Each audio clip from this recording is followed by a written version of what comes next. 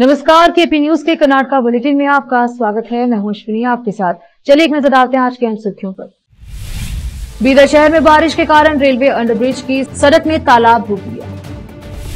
कृषि मंत्री एन चलुवरायस्वामी ने कहा कि यह सराहनीय है कि कृषि समाज सरकार और किसानों के बीच एक पुल के रूप में काम कर रहा है। सिद्धरामैया ने प्रधानमंत्री से मुलाकात की, कर्नाटका की लंबित परियोजनाओं को मंजूरी देने का किया आग्रह। मैसूर में फिल्म सिटी बनाएंगे, सीएम सिद्धरामैया ने की घोषणा। कर्नाटका, डीके शिव कुमार से नोटिस मिलने पर जवाब दूंगा, राजन्ना ने कहा।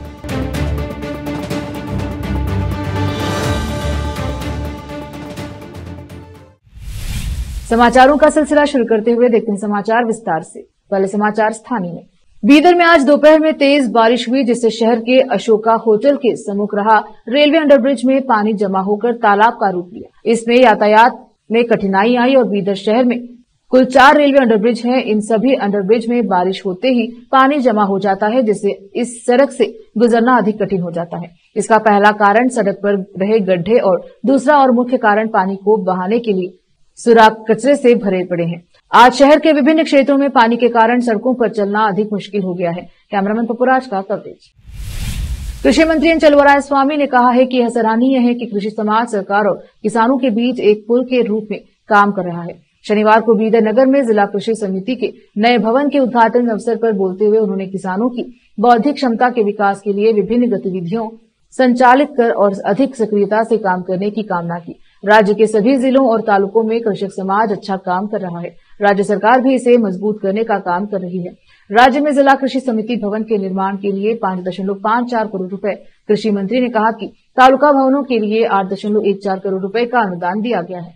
दुनिया में खाद्यान्न की कमी को दूर करने के लिए किसानों काम कर रहे हैं और उनके द्वारा उगाई जाने वाली फसलों को उचित समर्थन मूल्य मिलना चाहिए और वैज्ञानिक जाल उपलब्ध कराया जाना चाहिए। किसानों के हित के लिए 5 लाख रुपए का ब्याज मुक्त ऋण, दूध पर 5 रुपए प्रति लीटर की सब्सिडी दी जा रही है। उन्होंने कहा कि हमने 1 साल के अंदर सभी गारंटीशुदा प्रोजेक्ट पूरे कर लिए हैं। इस वर्ष भी कृषि को उच्च प्राथमिकता दी गई है। उन्होंने कहा कि बीदर सहित राज्य भर में कृषि सफलता का विस्तार किया जाएगा।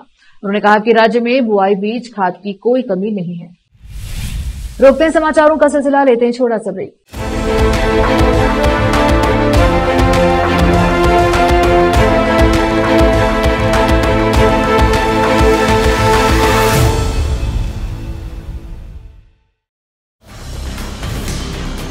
हिंदुस्तान के हर कोने में हम हैं मौजूद।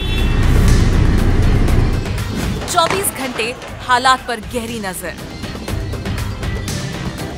खबरों से जुड़े चुपते सवालात और आपको दिखाता है धार्मिक, सामाजिक, राजनीतिक, लोकल और इंटरनेशनल न्यूज की सबसे बेहतर कवरेज, जो आपको रखती है हर पल बाखबर। देश और दुनिया भर की खबर के लिए देखते रहें KP news 24/7। Noor education trust Bidar की ओर से चलाए जाने वाला Noor MEd and BEd college Bidar, recognised by NCTE Delhi and affiliated to Bidar University, Bidar. Admission are open for the academic year 2023-24. विशेषज्ञ और सक्षम शिक्षकों द्वारा शिक्षा प्राप्त करने के लिए नूर एमएड एंड बीएड कॉलेज में दाखिला लें और शांत वातावरण में शिक्षा प्राप्त करें। बीदर शहर में बेहतर शिक्षा का एकमात्र केंद्र Noor MEd and BEd college, Shahpur gate, Bidar. Phone numbers 9945283920, 8482221297। Hindustan के हर कोने में हम हैं मौजूद। 24 घंटे हालात पर गहरी नजर, खबरों से जुड़े चुपते सवालात और आपको दिखाता है धार्मिक, सामाजिक, राजनीतिक, लोकल और इंटरनेशनल न्यूज की सबसे बेहतर कवरेज, जो आपको रखती है हर पल बाखबर। देश और दुनिया भर की खबर के लिए देखते रहें केपी न्यूज 24/7।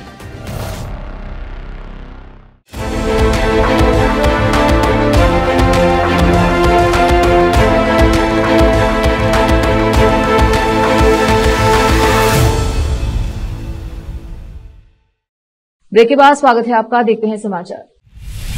मुख्यमंत्री सिद्धरामैया ने शनिवार शाम नई दिल्ली में प्रधानमंत्री नरेंद्र मोदी से मुलाकात की और उनसे प्रमुख सिंचाई योजना सहित कर्नाटक के लंबित बुनियादी ढांचा परियोजनाओं को मंजूरी देने का अनुरोध किया। सिद्धरामैया ने मोदी से 9,000 करोड़ रुपए की मेकेदातु संतुलन जलाशय परियोजना को मंजूरी देने में व्यक्तिगत रुचि लेने की अपील की, क्योंकि केंद्रीय जल आयोग को राज्य द्वारा प्रस्तुत विस्तृत परियोजना रिपोर्ट के लिए अपनी मंजूरी देनी है। इस परियोजना से 400 मेगावाट बिजली का उत्पादन भी सुनिश्चित होगा।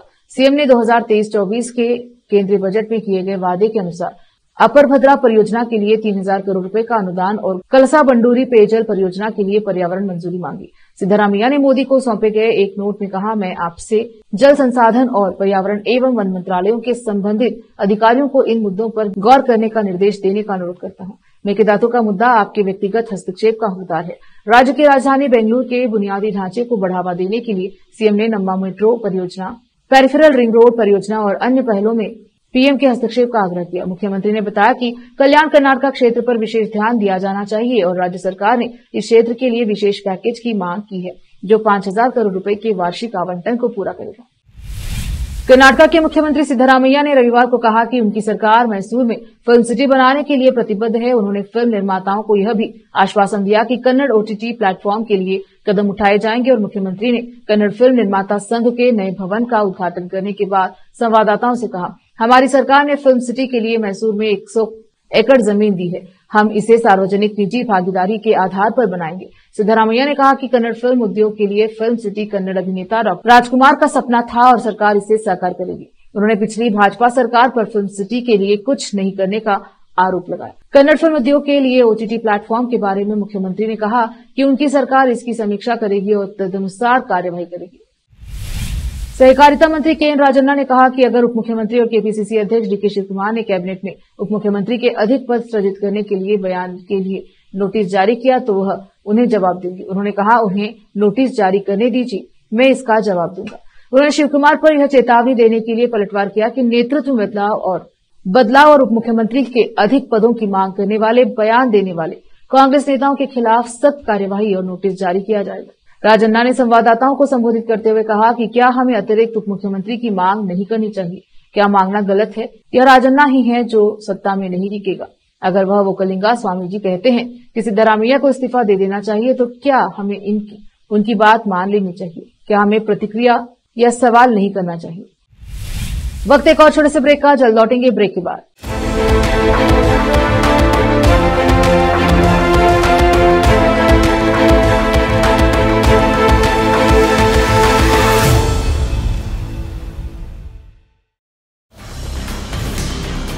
हिंदुस्तान के हर कोने में हम हैं मौजूद। 24 घंटे हालात पर गहरी नजर, खबरों से जुड़े चुपते सवालात और आपको दिखाता है धार्मिक, सामाजिक, राजनीतिक, लोकल और इंटरनेशनल न्यूज की सबसे बेहतर कवरेज, जो आपको रखती है हर पल बाखबर। देश और दुनिया भर की खबर के लिए देखते रहें KP news 24/7। Noor education trust Bidar की ओर से चलाए जाने वाला Noor MEd and BEd college Bidar, recognised by NCTE Delhi and affiliated to Bidar University, Bidar. Admission are open for the academic year 2023-24. विशेषज्ञ और सक्षम शिक्षकों द्वारा शिक्षा प्राप्त करने के लिए नूर एमएड एंड बीएड कॉलेज में दाखिला लें और शांत वातावरण में शिक्षा प्राप्त करें। बीदर शहर में बेहतर शिक्षा का एकमात्र केंद्र Noor MEd and BEd college, Shahpur gate, Bidar. Phone numbers 9945283920, 8482221297। Hindustan के हर कोने में हम हैं मौजूद। 24 घंटे हालात पर गहरी नजर, खबरों से जुड़े चुपते सवालात और आपको दिखाता है धार्मिक, सामाजिक, राजनीतिक, लोकल और इंटरनेशनल न्यूज की सबसे बेहतर कवरेज, जो आपको रखती है हर पल बाखबर। देश और दुनिया भर की खबर के लिए देखते रहें KP News 24/7।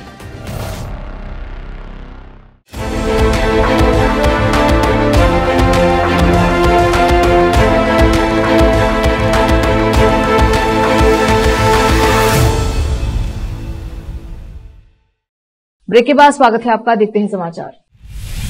कर्नाटक भाजपा अध्यक्ष BY विजेंद्र ने घोषणा की कि पार्टी विधायक और कार्यकर्ता करोड़ों रुपए के कथित आदिवासी कल्याण बोर्ड घोटाले के सिलसिले में चिकित्सा शिक्षा मंत्री शरण प्रकाश पाटिल और आदिवासी बोर्ड के अध्यक्ष बसवराज दद्दाल के इस्तीफे की मांग को लेकर मुख्यमंत्री सिद्धारमैया के आवास का घेराव करेंगे। कथित घोटाला चंद्रशेखरन की आत्महत्या के बाद सामने आया, जो आदिवासी बोर्ड में अकाम सुपरिटेंडेंट के पद पर कार्यरत थे। उन पर कथित तौर पर कई अवैध खातों में बड़ी रकम ट्रांसफर करने का दबाव बनाया गया था और इसी वजह से उन्होंने आत्महत्या कर ली। यहां पत्रकारों से बात करते हुए विजेंद्र ने कहा कि 3 जुलाई को सभी विधायक MLC मुख्यमंत्री सिद्धारमैया के आवास का घेराव करेंगे। भाजपा के आंदोलन के बाद मंत्री बी नागेंद्र का इस्तीफा ले लिया गया था। हालांकि SIT ने अब तक नागेंद्र की जांच करने की जहमत नहीं उठाई है। अपने आंदोलन को जारी रखते हुए हम घेराव करेंगे। विजेंद्र ने कहा कि केवल मंत्री शरण प्रकाश पाटिल या विधायक बसवराज दद्दाल ही नहीं, बल्कि मुख्यमंत्री सिद्धारमैया को भी इस्तीफा देना चाहिए। उप मुख्यमंत्री DK शिव कुमार को मुख्यमंत्री बनाने के पक्ष में पार्टी के अंदर और बाहर उठ रही विभिन्न आवाजों के बीच कर्नाटक कांग्रेस अध्यक्ष ने स्पष्ट किया है कि उन्हें किसी की सिफारिश की जरूरत नहीं है और आलाकमान उनके काम के आधार पर फैसला करेगा। बेंगलुरु में अपने आवास पर पत्रकारों से बात करते हुए शिव कुमार ने कहा, उप मुख्यमंत्रियों के बारे में कोई चर्चा नहीं हुई है और उप मुख्यमंत्री पद पर भी चर्चा का कोई सवाल नहीं है। स्वामी कुमार चंद्रशेखर नाथ स्वामी ने मेरे प्रति प्रेम से बात की है। मैं अनुरोध करता हूं कि कोई भी सिफारिश न करे। पार्टी हाईकमान मेरे काम के आधार पर फैसला करेगा। श्री कुमार ने आगे कहा, AICC अध्यक्ष मल्लिकार्जुन खड़गे मुख्यमंत्री और मैं कर्नाटक के हित में आगे बढ़ने के तरीके पर हाईकमान के साथ आम सहमति पर पहुंचे हैं। इस मामले पर बात करने के लिए विधायकों, मंत्रियों और किसी धार्मिक संत की कोई जरूरत नहीं है। कांग्रेस में अंदरूनी कलह के बीच कर्नाटक विधानसभा में विपक्ष के नेता R अशोक ने कहा है कि मुख्यमंत्री सिद्धारमैया सत्ता में बने रहने के लिए समाज को जाति के आधार पर बांट रहे हैं। उन्होंने कहा, राज्य में मुख्यमंत्री और उप मुख्यमंत्री के पदों को लेकर कांग्रेस में अंदरूनी कलह जारी है। चिकबल्लापुरा में पत्रकारों से बात करते हुए अशोक ने कहा कि सत्तारूढ़ कांग्रेस के भीतर विभाजन स्पष्ट है। वो कलिंगा संत ने भी इसके बारे में बात की है। हर कोई 3 उप मुख्यमंत्री पद बनाने और मुख्यमंत्री बदलने में व्यस्त है। अशोक ने कहा कि अब वोकलिंगा और लिंगायत समुदायों के धार्मिक पुरोहितों ने बोलना शुरू कर दिया है और कुछ समय में कुरबा समुदाय के स्वामी जी भी बोलना शुरू कर देंगे।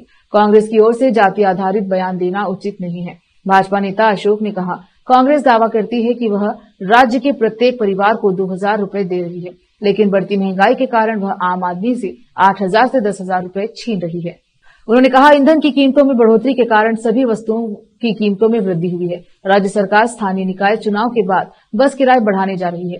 परिवहन निगमों के लिए धन जारी नहीं किया गया है। दूध सब्सिडी भी लंबित है। जुलाई से शराब की कीमतों में बढ़ोतरी की जाएगी।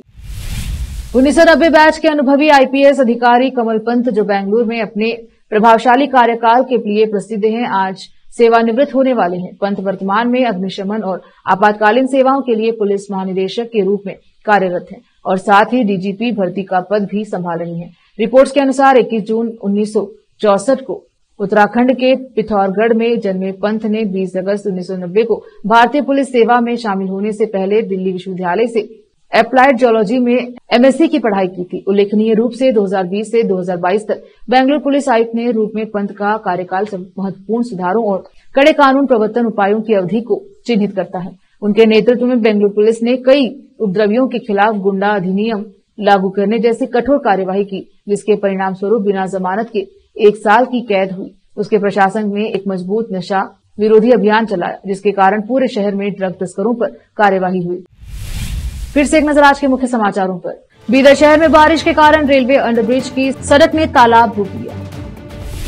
कृषि मंत्री एन चलुवरायस्वामी ने कहा कि यह सराहनीय है कि कृषि समाज सरकार और किसानों के बीच एक पुल के रूप में काम कर रहा है। सिद्धारमैया ने प्रधानमंत्री से मुलाकात की। कर्नाटक की लंबित परियोजनाओं को मंजूरी देने का किया आग्रह। मैसूर में फिल्म सिटी बनाएंगे, सीएम सिद्धारमैया ने की घोषणा। कर्नाटक DK शिव कुमार से नोटिस मिलने पर जवाब ढूंढ गए, राजन्ना ने कहा।